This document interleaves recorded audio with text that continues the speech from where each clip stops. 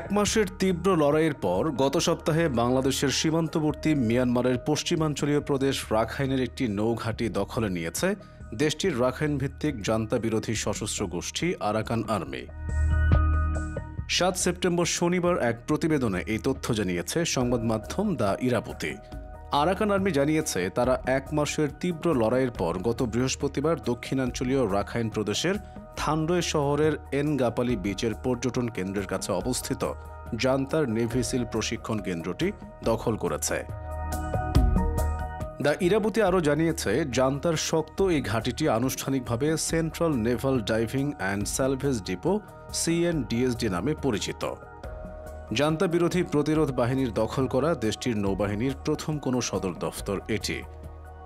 মিয়ানমারের জান্তা প্রধান general Min অং lying গত বছরের জানুয়ারিতে মং শোয়ের লে গ্রামে অবস্থিত CNDSD পরিদর্শনের সময় জেনারেল স্টাফ, নৌ ও বিমান বাহিনীর প্রধানদের নেতৃত্ব দিয়েছিলেন। জানায় নৌবাহিনীর শক্ত এই ঘাঁটিটি দখলের জন্য তারা গত ৭ আগস্ট তাদের অভিযান শুরু করে।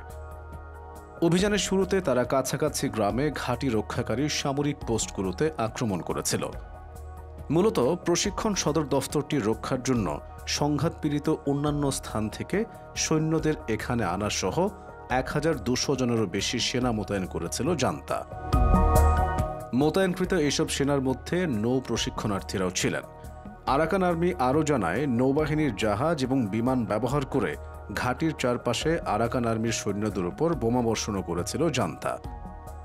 এরপর গত শুক্রবার আরাকান আর্মি দাবি করে তাদের বাহিনী ৪০০ জনেরও বেশি সরকারি সৈন্যকে হত্যা করেছে এবং ঘাঁটিটি থেকে প্রচুর পরিমাণে অস্ত্র ও গোলাবারুদ জব্দ করেছে। নৌবাহিনীর জাহাজগুলো মৃত ও আহত জান্তা সৈন্যদের উদ্ধার করে এবং তাদের আইয়ের ওয়াদি অঞ্চল এবং রাখাইনের রাজধানী সিটোয়েতে নিয়ে যায় বলে জানা গেছে। তবে সংঘর্ষের জায়গায় রেখে যাওয়া সরকারি সেনাদের মৃতদেহ কবর দেয় আরাকান আর্মির সৈন্যরা। এছাড়া থানরয়ে ট্রেনিং সেন্টার হারানোর পর সিটোয়ের জান্তা ঘাঁটিগুলো থেকে কাছাকাছি পাওকতাও শহরে আরাকান আর্মির নিয়ন্ত্রণাধীন বেসামরিক এলাকায় গোলাবর্ষণ করা হচ্ছে। এতে করে সেখানকার ঘরবাড়ি ক্ষতিগ্রস্ত হয়েছে বলে জাতিগত এই সেনাবাহিনী জানিয়েছে। এছাড়া উত্তর রাখাইনে বাংলাদেশ সীমান্তের কাছে মংডু শহর দখল করার জন্য সপ্তাহব্যাপী আক্রমণে জান্তা বাহিনীর সাথে সংঘর্ষ অব্যাহত রেখেছে আরাকান আর্মি।